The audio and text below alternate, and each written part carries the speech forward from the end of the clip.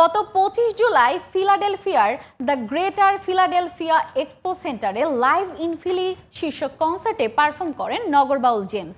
এই কনসার্টের টিকিট বিক্রির একটি অংশ মাইলস্টোনে বিমান দুর্ঘটনায় ক্ষতিগ্রস্ত শিক্ষার্থীদের কল্যাণে দেয়া হবে বলে জানিয়েছেন আয়োজক প্রতিষ্ঠান রিভারাইন এন্টারটেইনমেন্ট। সে সম্পর্কে বিস্তারিত জানবো এবারের সেগমেন্টে।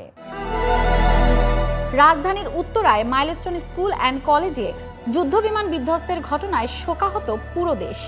ছোট ছোট বাচ্চা শিক্ষার্থী, শিক্ষকদের মৃত্যুর এই মর্মান্তিক ঘটনা মেনে নিতে পারছে না কেউই। এমন হৃদয় বিদারক ঘটনায় গভীর শোক প্রকাশ করেছেন দেশের প্রখ্যাত ব্যান্ড তারকা জেমস ও তার দল নগরবাউল।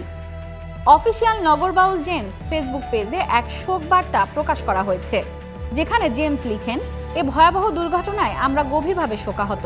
মাইলস্টোন স্কুল অ্যান্ড কলেজের এই অমূল্য শিক্ষার্থীদের প্রতি আমাদের হৃদয় বিদারক সমবেদনা। আহত শিক্ষার্থী ও তাদের পরিবার যেভাবে দুঃসহ সময় পার করছেন, আমরা তাদের পাশে আছি। বর্তমানে যুক্তরাষ্ট্র সফররত জেমস একাধিক কনসার্টে অংশ নিচ্ছেন।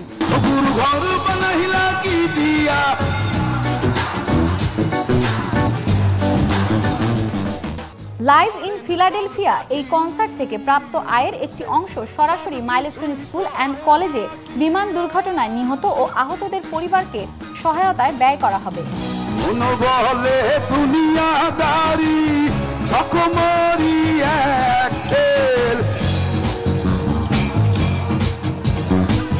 দুই দিনেরই এক